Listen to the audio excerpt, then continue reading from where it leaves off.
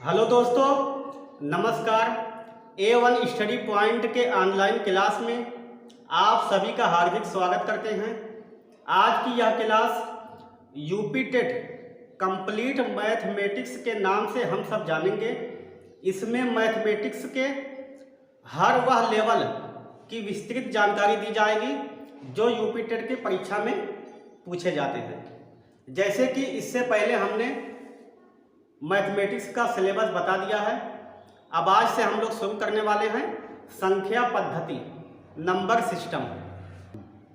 अब number system में सबसे पहला टॉपिक आता है अंकीय क्षमता।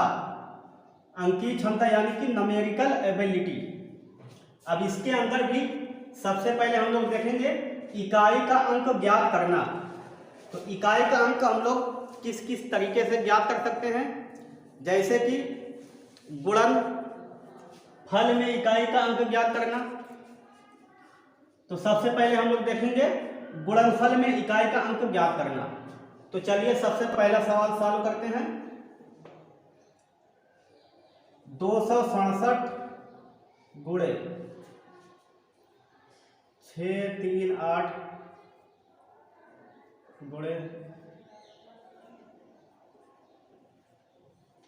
36 यानी कि 267 गुणे 6383 गुणे 63 गुणे 36 में इकाई का अंक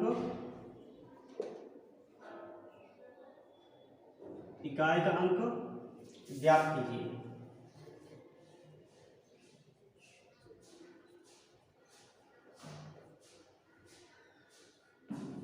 तो इस सवाल को हम लोग बड़े ही आसानी से सॉल्व करेंगे। अगर इस सवाल को हम लोग 267 गुणे 6383 गुणे 63 गुणे 36 करके सॉल्व करेंगे तो इसमें टाइम जो है बहुत ज़्यादा लगेगा। उत्तर तो आएगा लेकिन समय बहुत ज़्यादा लगेगा। तो हमें सिर्फ और सिर्फ इकाई का अंक बताना है। तो इकाई का अंक जो है इसमें दिया हुआ है 7, इसमें है 3, इसमें है 3 और इसमें है 6। तो हम लोग सॉल्व करते हैं। तो इकाई का अंक ले लेते हैं 7 गुणे इसमें इकाई का अंक 3 गुणे इसमें 3 और गुणे इसमें 6। तो अब हम लोग गुणा करते हैं 7 त्रिक 21। 21 आया, 21 का हम लोग 1 लेंगे क्योंकि इकाई यही है, तो दहाई को हम लोग छोड़ देंगे। तो अब 1 का गुणा जो है 3 में करेंगे तो 1 तिहाई जो है 3 आ जाएगा। फिर 3 का गुणा है जो हम लोग 6 में करेंगे तो 6 त्रिक 18 यानी कि 18 और हमसे इकाई का अंक पूछा जा रहा है। तो 18 में इकाई का अंक 8 है। तो हमारा उत्तर जो हो जाएगा 8 हो जाएगा। अब चलिए दूसरा सवाल देखते हैं।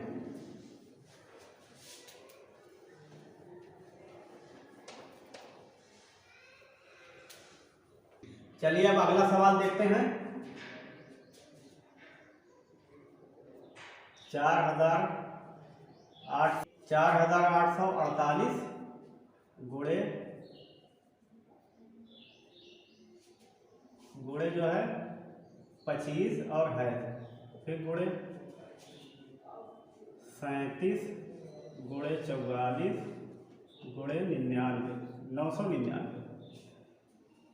के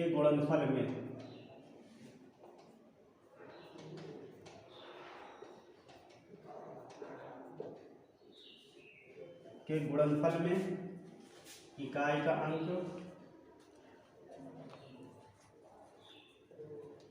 इकाई का अंक 4। तो हैज का न्यूनतम मान क्या होगा?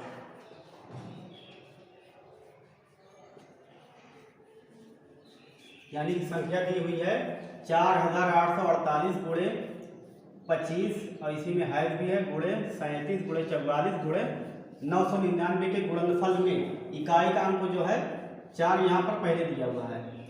तो हैज का न्यूनतम मान क्या होगा, यानी कि हमसे न्यूनतम मान पूछा जा रहा है। तो चलिए इसको हल करते हैं।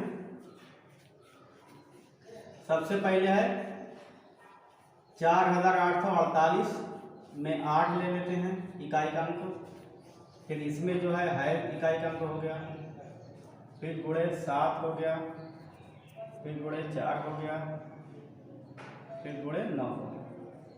अब इसमें हमें इकाई का अंक बताना है, तो ये है जो है इसको पीछे कर देते हैं। 8 गुणे 7 गुणे 4 गुणे 9, फिर ये है। अब इसको गुणा कर लेते हैं। 8 सते 56, यानी कि इकाई अंक का अंक 6 आ गया। अब 6 का 4 करेंगे तो 24, फिर इकाई का अंक 4, फिर इसमें 9 चौक 36, इकाई का अंक जो है 6 आ गया। तो हमें जो है हैज का न्यूनतम मान बताना है, यानी कि कम से कम, सबसे कम। तो यहाँ पे हैज है, यहाँ पे 6 है, तो हमें कौन सी ऐसी संख्या से गुणा करें कि जिसका न्यूनतम मान जो है 4 आ जाए, यानी इकाई अंक 4 आ जाए। तो हम जो है 4 से गुणा कर सकते हैं या कि 9 से, तब भी 4 है, यानी 6 चौक 24, 6 चौक 24, यानी कि इकाई का अंक 4, या 6 9 54, तब भी इकाई का अंक 4। तो हमसे पूछा जा रहा है कि न्यूनतम मान, यानी कम से कम। तो हमारा उत्तर जो हो जाएगा सबसे कम जो है, यानी कि 4 जो है न्यूनतम है, सबसे छोटी संख्या। तो हमारा उत्तर हो जाएगा हैज की जगह पे 4, तो यहाँ पे जो है 4 आएगा। तो हमारा आंसर हो जाएगा 4।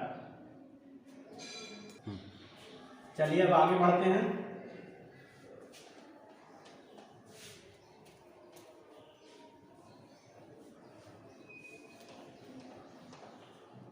हैं जो आप लोग इसको नोट कर लीजिए।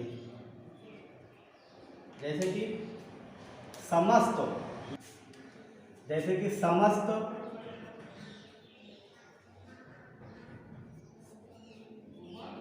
विषम संख्याओं के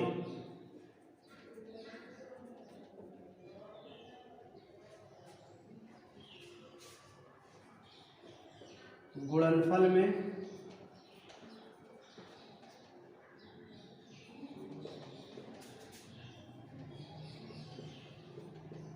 इकाई का समस्त विषम संख्याओं के गुणनफल में इकाई का अंक 5 तथा समस्त विषम संख्याओं के गुणनफल में इकाई का अंक 5 तथा समस्त सम संख्याओं के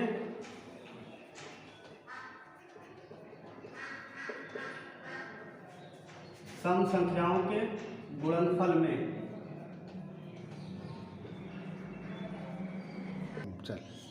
सम संख्याओं के गुणनफल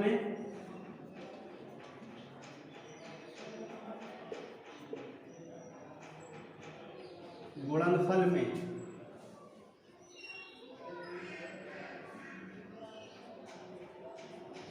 इकाई का अंक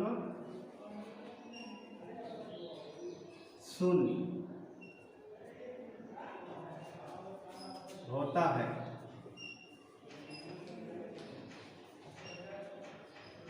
यानी कि जब किसी भी विषम संख्या में हम लोग गुणा करेंगे और उसमें इकाई का अंक जो है 5 आएगा हमेशा, तथा समस्त सम संख्या उनके गुणनफल में इकाई का अंक जो है 0 आता है। तो आप लोग इसको नोट कर लिए, उसके बाद हम लोग आगे बढ़ते हैं। तो चलिए जैसे इस पे देखते हैं कि किस तरीके से विषम संख्या पे जो है हमेशा 5 आएगा और सम संख्या पे जो है 0 आएगा।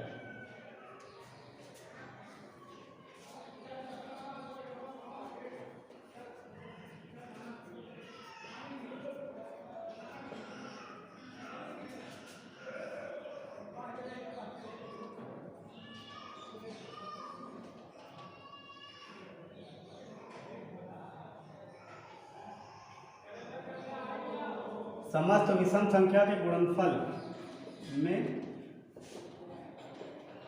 इकाई का अंक जो है 5 होता है। चलिए देखते हैं, जैसे 1 यानी कि विषम हमें लिखना है 3, 5, 7, 9, 11 और 13। इसी तरीके से आप लोग अनंत तक लिख सकते हैं विषम संख्या। तो समस्त विषम संख्या में गुणनफल में जो है इकाई का अंक हमेशा 5 आएगा। तो इसको गुणा करके देख लेते हैं। 3 एकम 3, 3 पचे 15, देखिए 5 आ गया। फिर 5 सते 35, फिर 5 आया। फिर 5 का गुणा जो है 9 में करेंगे, 5 9 45, फिर 5 आ गया। 11 पचे 55, फिर यहाँ पे 5 आ गया। फिर 5 तिहाई जो है 15, यहाँ पे फिर 5 आ गया। यानी कि हमेशा जो है जब भी समस्त विषम संख्या होगी तो हमेशा जो है उत्तर 5 ही आएगा इकाई का अंक। अब इसी तरीके से समस्त सम संख्या में इकाई का अंक जो है वह 0 आएगा। तो चलिए उसको भी देख लेते हैं। जैसे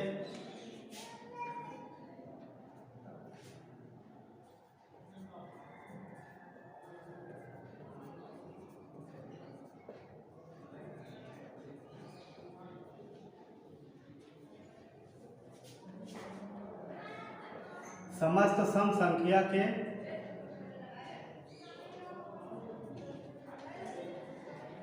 गुणनफल में इकाई का अंक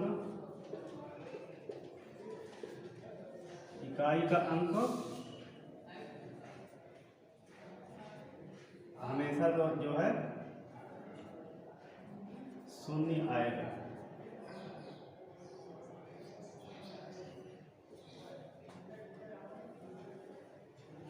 जैसे सम संख्या हम लोग ले लेते हैं 2, 4। जैसे हम लोग सम संख्या ले लेते हैं 2, 4, 6, 8, 10, 12।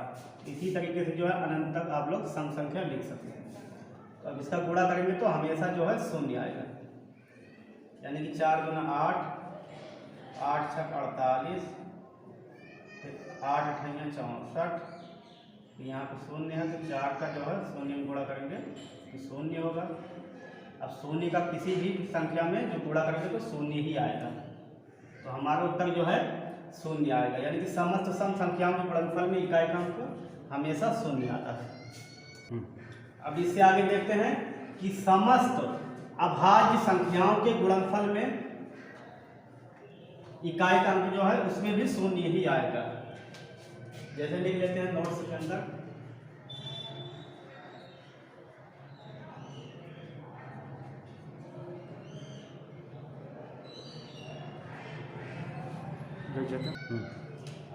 समस्त अभाज्य संख्याओं के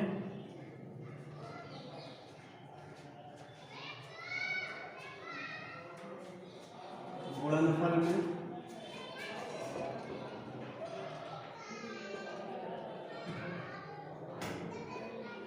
इकाई का अंक 0 होता है।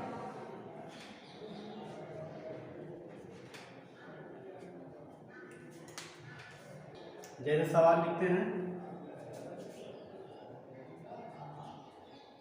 समस्त अभाज्य संख्याओं के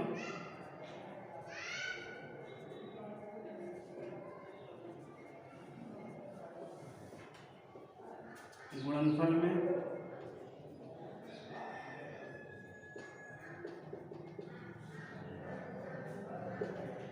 इकाई का अंक ज्ञात करना। यानी कि समस्त अभाज्य संख्याओं के गुणनफल में इकाई का अंक ज्ञात करना। अभाज्य संख्याएं किसे कहते हैं? वे सभी प्राकृतिक संख्याएं जिसका गुणनखंड सिर्फ और सिर्फ 2 होता है। यानी कि 2 ही गुणनखंड होते हैं, उससे अधिक नहीं होते हैं, उसे ही अभाज्य संख्याएं कहते हैं। अभाज्य संख्या हम लोग लिखते हैं 2 × 3 5 7 इसी तरीके से आप लोग अनंत तक लिख सकते हैं।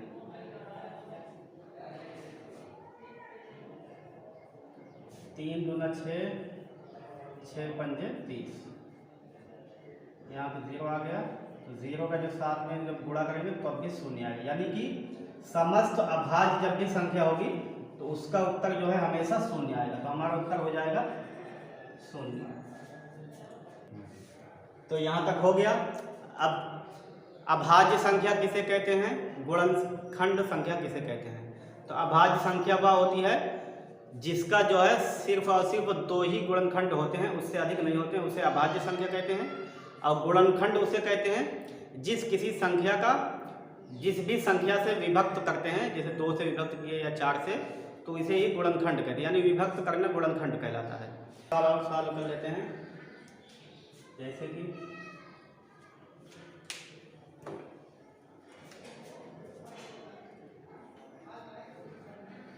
480 गुणे 399, 336 गुणे 55 में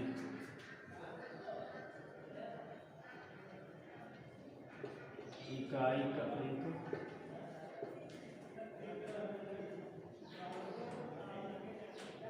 ज्ञात कीजिए।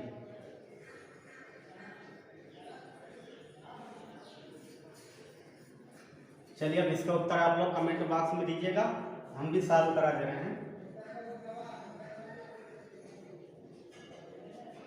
यहाँ पे 0, इकाई का अंक 9, इकाई का अंक 6, इकाई का अंक 5। तो यहाँ पे जब सबसे पहले 0 आ गया तो उत्तर भी हमारा जो है 0 ही होगा, क्योंकि 0 में किसी भी संख्या से हम लोग जब गुणा करेंगे तो उसका उत्तर जो है 0 ही आता है। तो जब 9 में गुणा करेंगे तब भी 0 होगा, 0 का 6 में करेंगे तब भी 0 होगा, 5 में करेंगे तब भी 0 होगा। तो आंसर जो हो जाएगा हमारा 0। तो अब हम लोग जान लेते हैं कि अभाज्य संख्याएं किसे कहते हैं। तो अभाज्य संख्या जो है वे सभी प्राकृतिक संख्याएं जिसमें केवल और केवल 2 गुणनखंड हों उसे अभाज्य संख्याएं कहते हैं। जैसे कि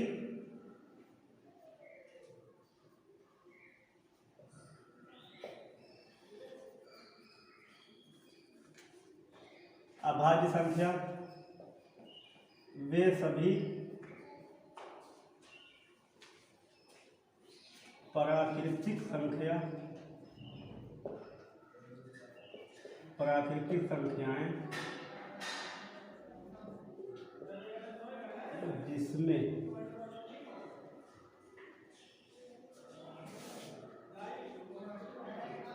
केवल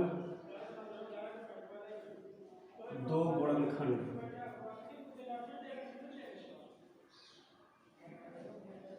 गुणनखंड हो अभाज्य संख्याएं कहलाती हैं।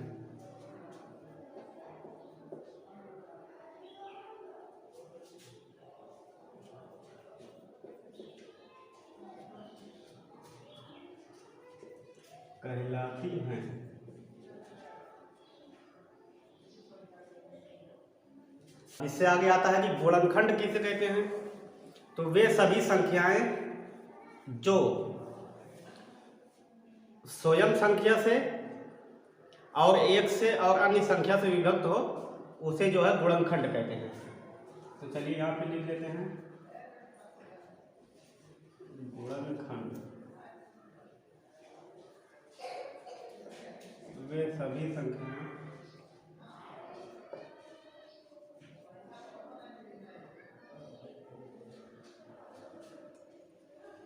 जिसमें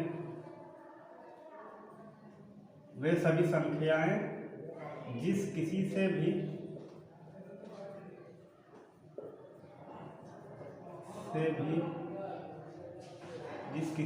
विभक्त हो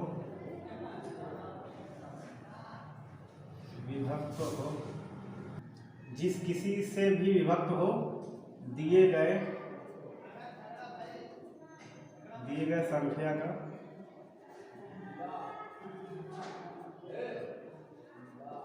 गुणनखंड कहलाता है। दिए गए संख्या का गुणनखंड कहलाता है।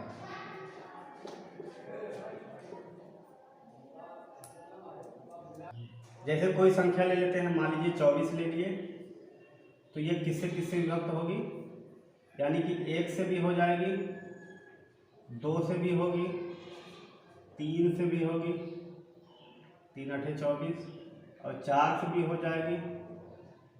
तो यानी इसे ही गुणनखंड कहेंगे। तो यानी कि एक प्रत्येक संख्या का गुणनखंड है।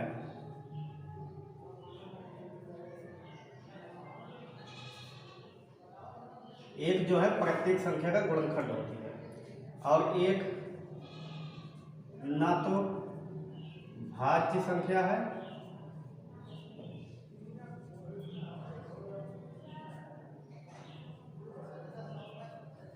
और ना ही अभाज्य। यानी कि एक जो संख्या है वह हर संख्या का गुणनखंड होती है, और एक ही संख्या है वह ना तो अभाज्य होती है और ना ही भाज्य होती है। और संख्या जो स्वयं होती है वह गुणनखंड अपने आप में होती है। यानी संख्या स्वयं का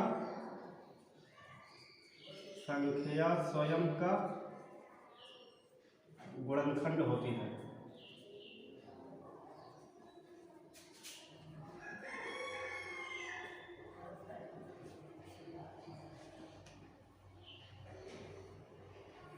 जैसे ये 24 है, 24 का जो है 24 भी इसका गुणनखंड होगा, क्योंकि 24 एक बार जाएगा। तो संख्या एक जो है यह हर संख्या का गुणनखंड होती है, और संख्या एक ना ही भाज्य और ना अभाज्य, और संख्या स्वयं का गुणनखंड होती है। तो इस वीडियो को यहीं पर समाप्त करते हैं। आशा करते हैं यह वीडियो आप सभी को पसंद आई होगी। अगर पसंद आई हो तो इस वीडियो को लाइक, शेयर और चैनल को सब्सक्राइब करें। धन्यवाद।